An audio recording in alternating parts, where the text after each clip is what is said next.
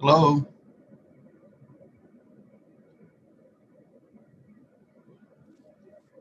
How are you today? Good. What about you? Good evening. Hi, good evening.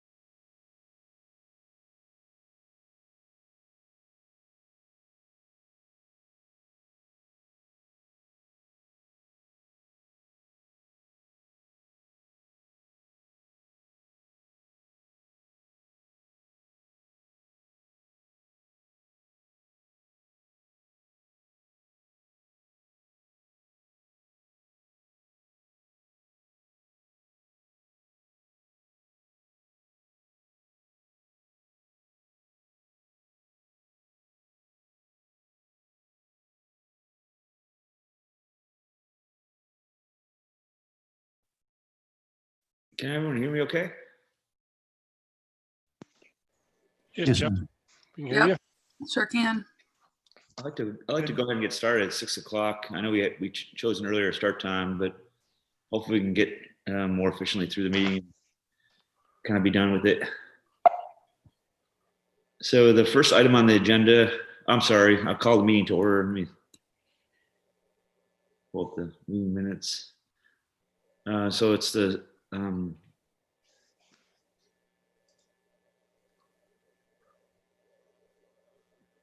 planning and zoning meeting for Wednesday, January 20th, 6 p.m. It looks like we have a quorum. Zach, you do have everyone in attendance? Yes, sir. Great. So the first item on the agenda is the consent agenda. We've got 3 items on the consent agenda. So hopefully you had a chance to look it over, and if so, we can move along with a motion to approve.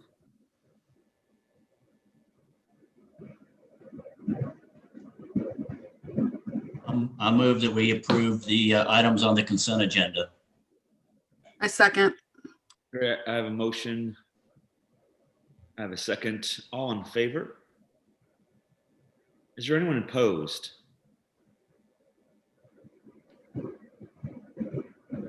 Great. Seeing none, I'll go ahead and we'll move on to the next item.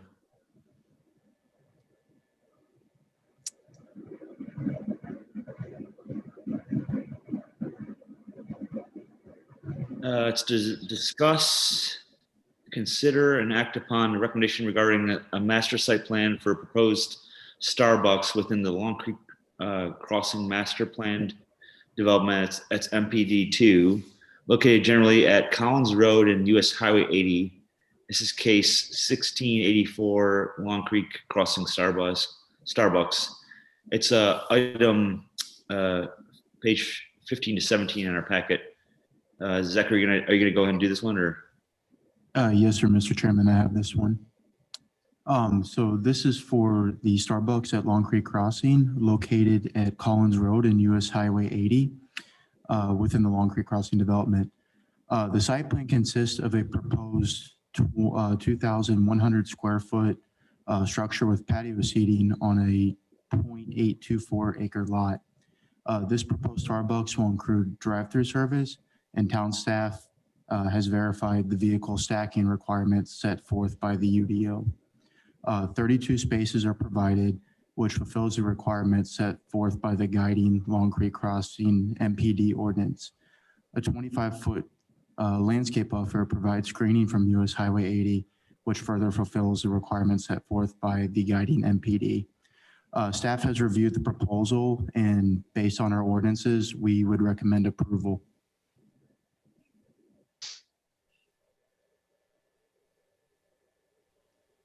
Great.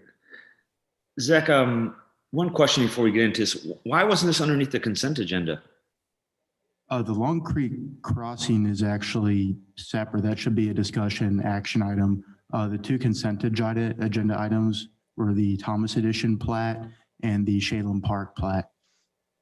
But since this falls in line with the MPD and it's not, there's no issues with it, shouldn't this be kind of approved as a function of the city?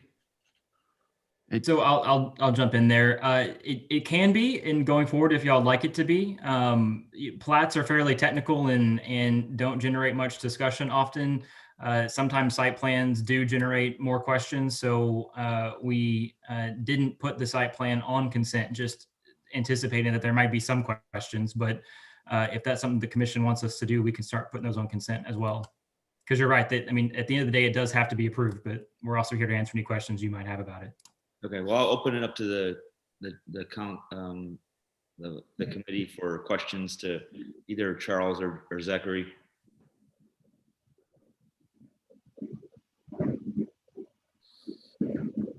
Is there someone is the applicant here that likes to speak for it? Clay Christie should be the applicant here. Let me see if he's in the waiting room. I'm here, guys. Good afternoon. Clay Christie with Claymore Engineering, 1903 Central Drive.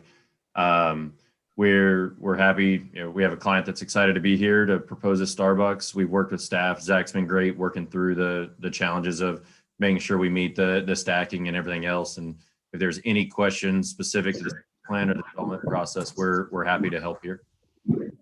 Great, thank you, sir.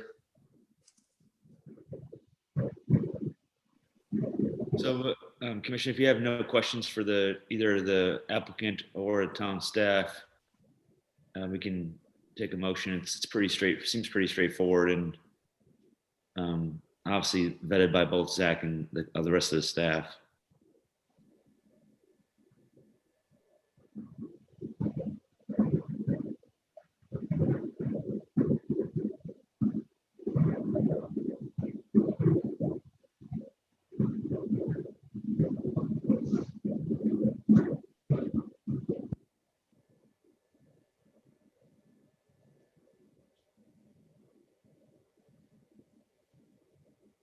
Comments, questions?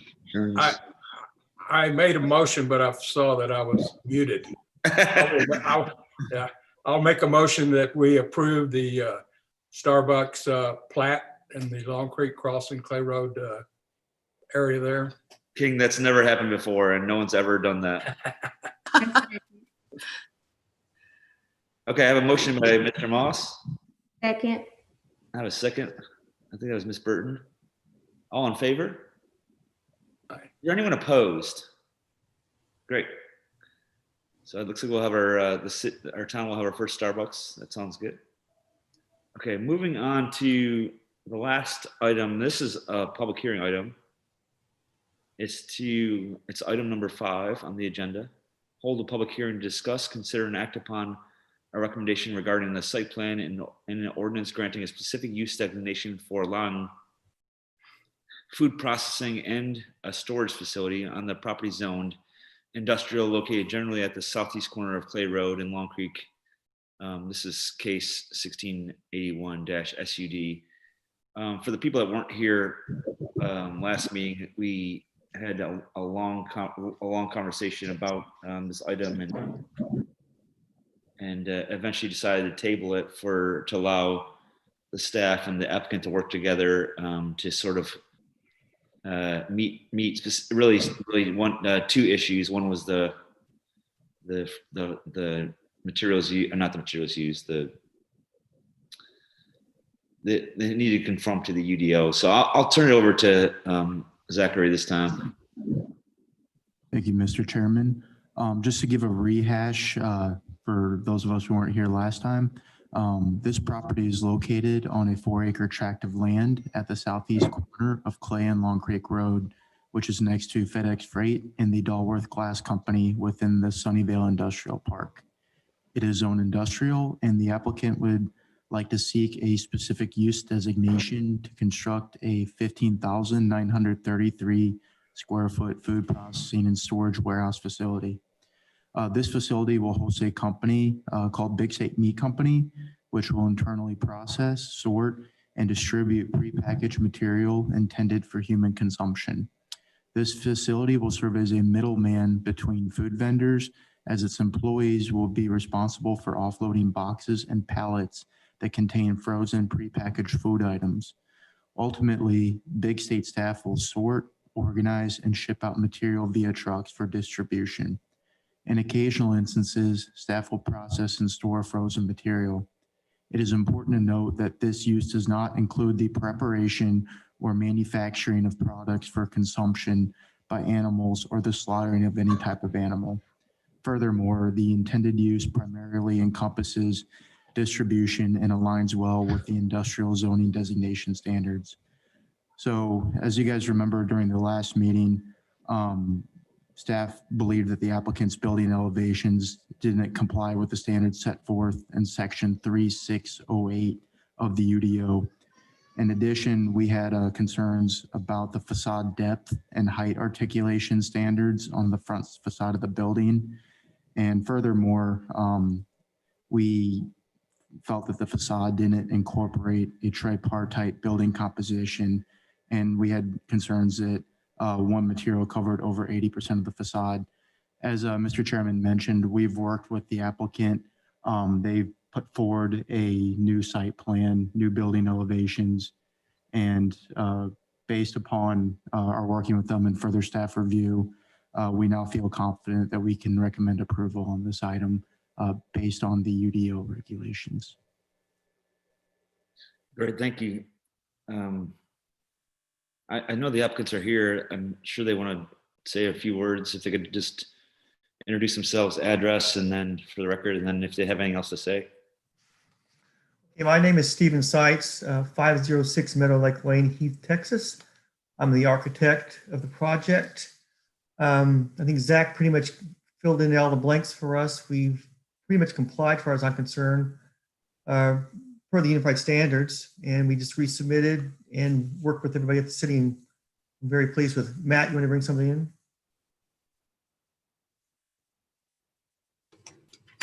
I would just, Matt Mulliken with Mulliken Construction Management, 105 St. Mary, Suite 300, Rockwall 75087.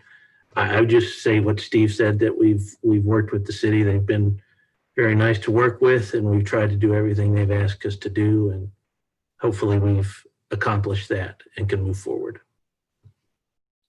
Great, thank you, gentlemen. I'm going to go ahead and try to open the public hearing. So if there's anyone here to speak, we can kind of move to that part of it, then take questions from the commission for you guys, and then we'll go from there. So Zachary or Charles, you guys know if anyone is here to speak on this matter?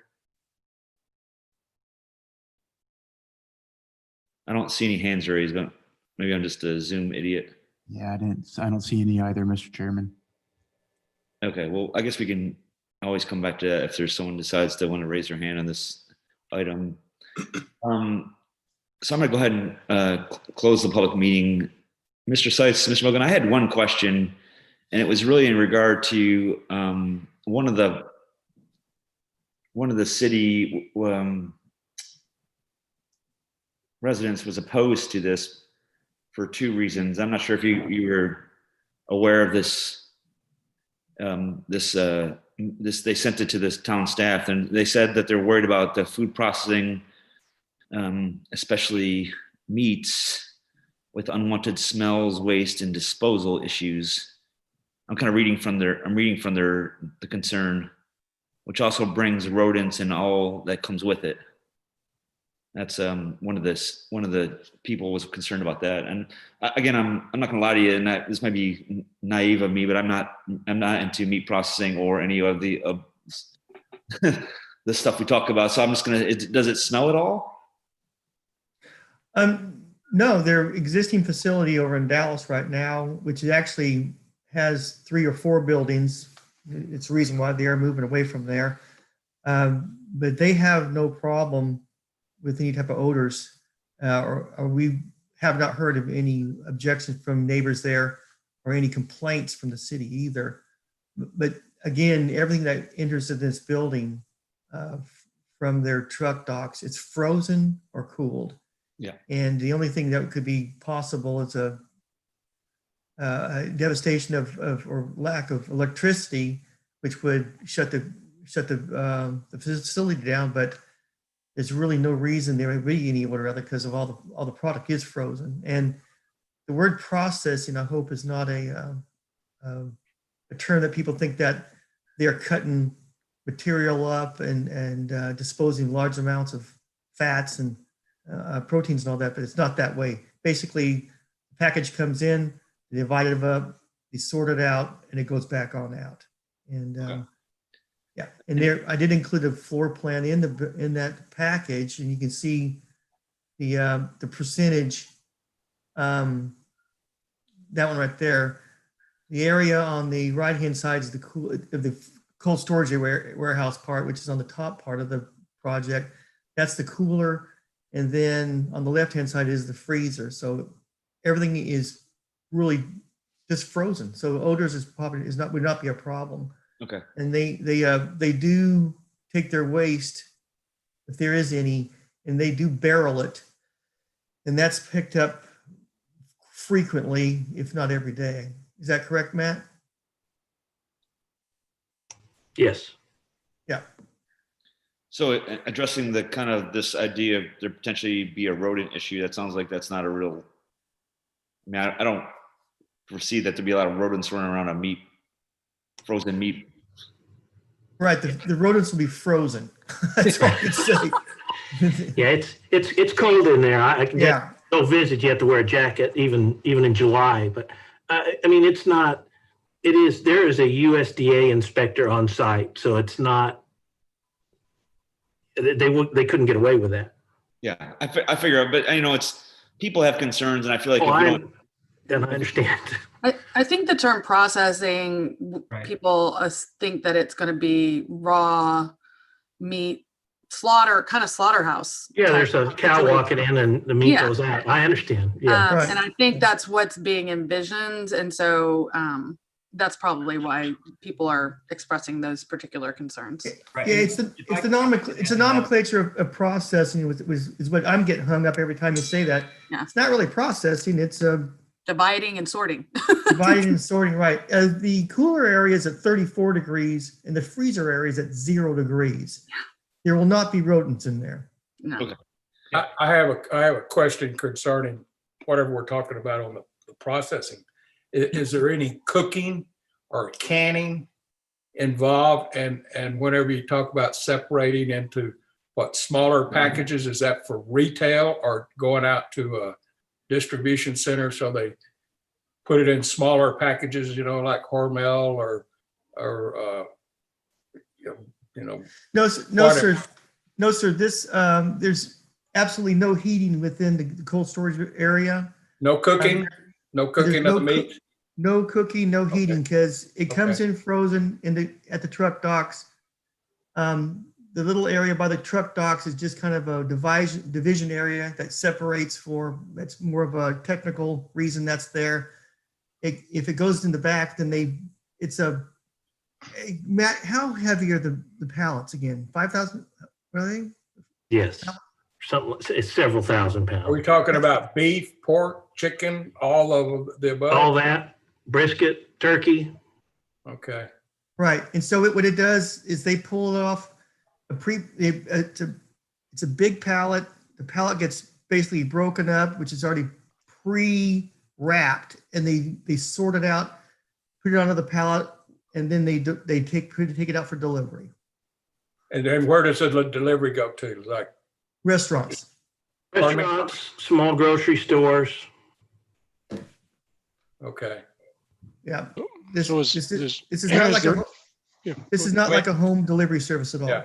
I mean, the reason I'm asking, I'm going back to the possible smell problems and stuff, because I know that, in Dallas, there are some processing plants that, they're not popular or close to neighborhoods and so forth. And of course, we don't want that. But, if there's no cooking, no canning, there should not be any related smell or anything. Yeah, that's correct. Yeah, I don't even think we're going to have I'm sorry.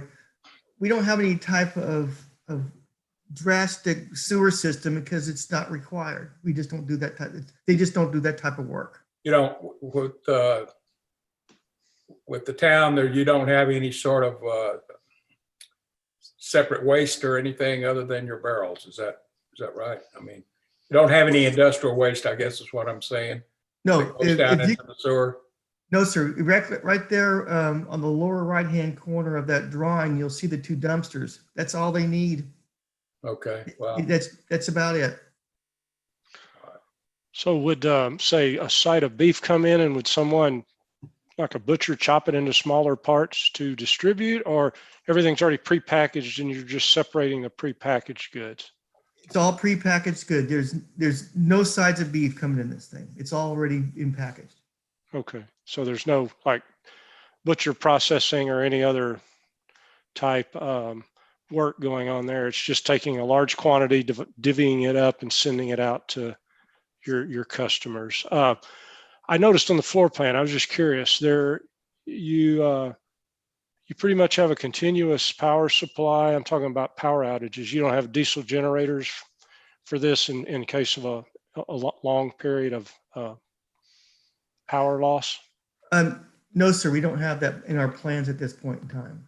don't have that issue at any other of your sites? Not that we know of. Oh, okay. The owner has not informed us of that. I And, just, yeah.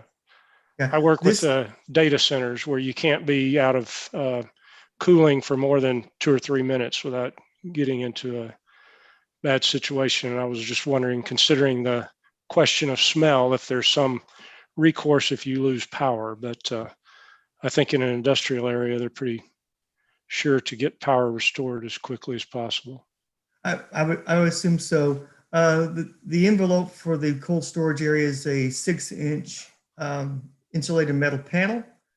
So if we do have a power outage, it would take probably a couple of days for things to really go south on them. I had a quick question on it's on the background information, the third from bottom line, slaughtering of any type of animal other than sea life. So are you processing seafood there? So let me jump in on that. So that's from the definition of a food processing facility in the UDO. So a food processing facility would theoretically be allowed to process sea life. Again, this is not what that use is. The UDO, when you talk about uses from a zoning perspective, you're painting with a pretty broad brush. And our UDO defines any facility that has cold storage for food to be a food processing facility. Obviously, that's a very wide spectrum of uses that could be a slaughterhouse up to basically what they're doing, which is all prepackaged. So there's no slaughtering or anything of any animal of any kind on this facility. It's all prepackaged goods, just basically moving it from one pallet to another, or from one pallet to another, smaller truck or something like that. They're not cutting up any meat, and because this is such a wide variety of uses that fall under this use title, that's why it requires a special use designation, and that's why we require a floor plan. If for some reason this business closes and another food processing facility comes in, they have to operate under the same floor plan. So they can't come in and add all of these, butcher stations and completely change up the use without coming back to us for approval. So that basically locks this user and any future users of the property into this exact business model. So there shouldn't be any issues in the future of someone coming in and trying to do something else under that broad use, if that helps. Thank you. I have one other question, Mr. Sykes. Can you tell me what type of trucks will be coming in there, or the 18-wheelers, bobtails, and about how many per day? Would you have an idea? I'll defer to Mr. Mulliken on that one. All right. Big State has 7 bobtail trucks and 1 express van for hot shot deliveries that stay on the property overnight, and that's what they use to deliver.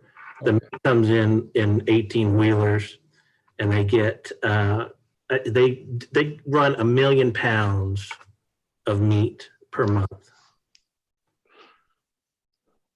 Thank you.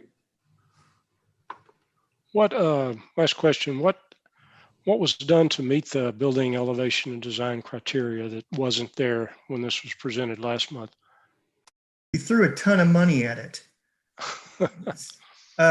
What we were doing is we were taking the 6-inch insulated metal panels is a product that can be used by itself as an exterior finish and interior finish. And this is going to be mounted on a pre-engineered metal building.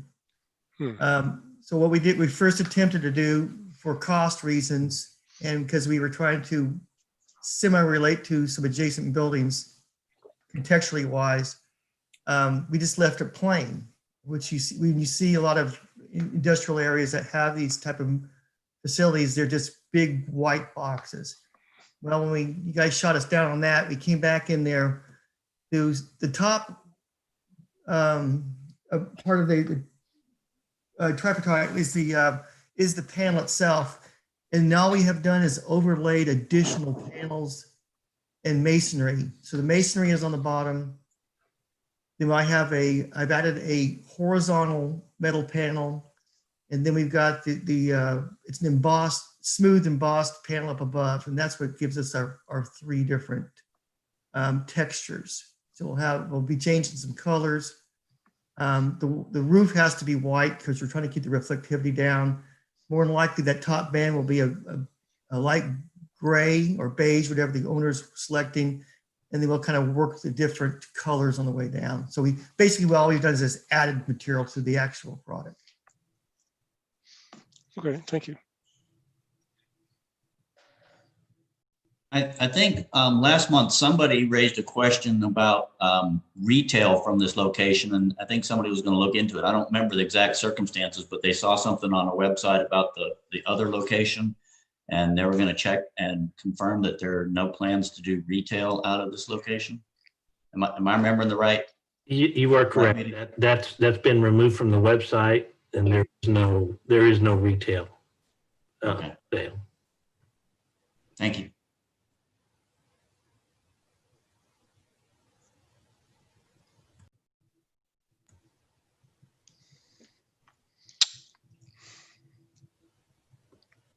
Any other questions, comments, concerns from the commission? Mr. Seitz, Mr. Mulligan, I want to thank you for working with the town staff. I think overall, I mean, we probably have the best looking non-white box there is now, but at least we have something that we're all, works. And I want to thank you for working with, Zachary and Charles and the rest of the staff. I think that's really important. And I'm sure as a town, we really appreciate you doing that. I know it's not easy sometimes, and it can be quite onerous and expensive. But I want to thank you for that. No, thank you. Your two guys are real good guys to work with. We really appreciate their patience with us. They're smart people. Yes. That's why we have them. Only smart people. They take care of me because I don't know anything, clearly. So if there's no other questions, then maybe we could put this issue to the kind of frozen issue. Freeze it. And unless there's more concerns, I feel like we vetted this pretty good.